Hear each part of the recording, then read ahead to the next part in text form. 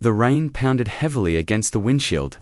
The car swerved uncontrollably, tires screeching, and then, with a gut-wrenching crash, it slammed into a tree. The world went black. But what if I told you that the person who saved the doctor's life wasn't a seasoned paramedic, or another doctor racing to the scene? What if the one who stepped in to help was a mere village boy who had never seen the inside of an ambulance in his life? Imagine the twist of fate that would link their lives forever, and how an act of kindness turned a tragedy into a miracle. Stay with me, because this is a story that will make you believe that kindness really does save lives. The village of Chotakara was nestled far from the city, surrounded by green fields and dusty roads. The village had no hospitals, no fancy schools, and certainly no high-tech ambulances. Life here was simple. The air smelled like fresh earth after rain, and the most common sounds were the rustling of leaves and the laughter of children running barefoot. Among those children was Ion, a quiet 14-year-old boy with dreams far bigger than the small village he called home. His clothes were often worn and faded, but his smile was infectious. He wasn't known for being the strongest or the fastest, but he had something that made him stand out: his kindness. One late afternoon, as Ion worked in the fields, his gaze turned to the road that led into the village. A familiar red sedan came into view, driving far too fast for the narrow, winding road. It was the doctor from the nearby town, Dr. Kiran Verma. She had been visiting the village once a week for years, providing medical help when none existed. Ion waved his hand as the car approached. Dr. Verma smiled and waved back. But something about her eyes told Ion she was in a rush. She hadn't noticed the wet patch on the road. She didn't know what was about to happen. As the car turned the corner too sharply, the tires lost grip on the slick road. Ion's heart stopped for a moment as he watched the vehicle slide uncontrollably, heading straight for the tree.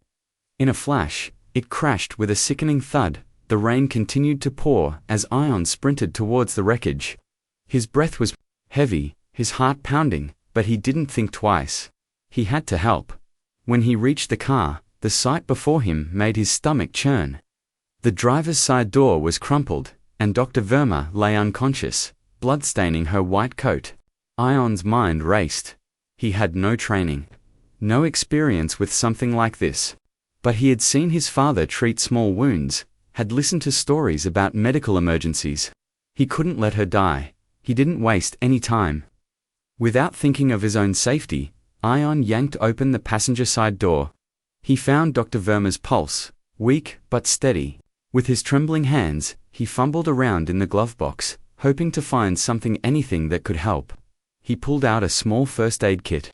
His hands were shaking as he took a bandage and pressed it gently against the cut on her forehead. There was no phone, no help on the way. He looked around desperately, but the village was far off, and no one else was in sight. The rain came down harder. But Ion wasn't about to give up. In that moment, he remembered his father's words: "It doesn't matter who you are or where you come from. What matters is how you show up for others when they need you." With a deep breath, he wrapped Dr. Verma's wounds the best he could. He knew it wasn't enough, but it was all he could do. Just when Ion thought things couldn't get worse, the rain stopped as quickly as it had started. But the silence was broken by the distant sound of an approaching car. His heart leaped. Help was on the way.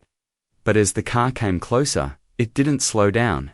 It sped past, never even noticing Ion or the wreckage.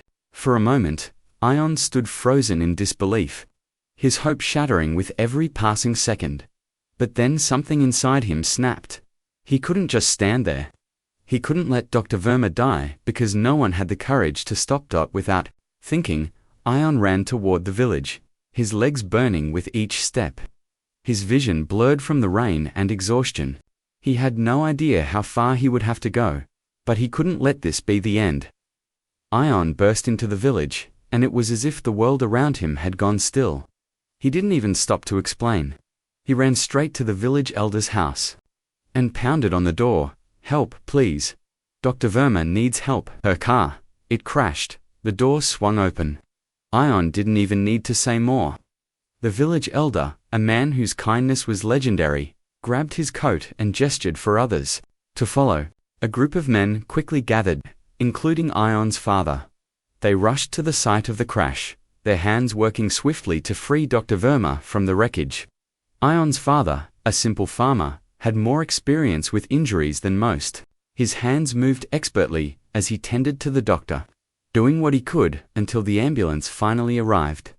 As the paramedics arrived, one of them pulled Ion aside. "You did everything right," the paramedic said, his voice filled with awe. "You saved her life." Ion blinked, confused. "What do you mean?" The paramedic smiled. "She was in critical condition. Without your quick actions, she might not have made it. You've done what we couldn't." In that moment, Ion realized the truth. The boy who had only known a life of simple acts of kindness had just saved a life. A doctor's life.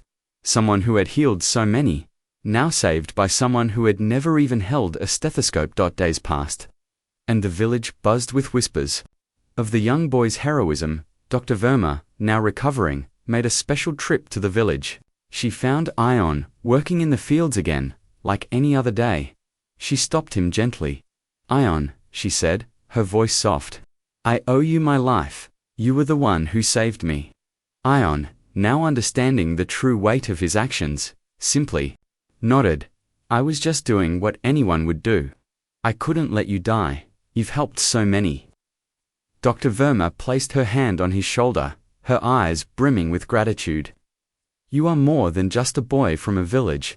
You're a reminder that kindness can make a difference when it's needed most." So, what's the message in this story? Sometimes, the greatest acts of kindness come from the most unexpected places. Ion was just a boy with no formal training, but his simple heart and willingness to help saved a life when no one else could. Now, I want to hear from you. Have you ever been in a situation where kindness changed everything? Let us know in the comments below.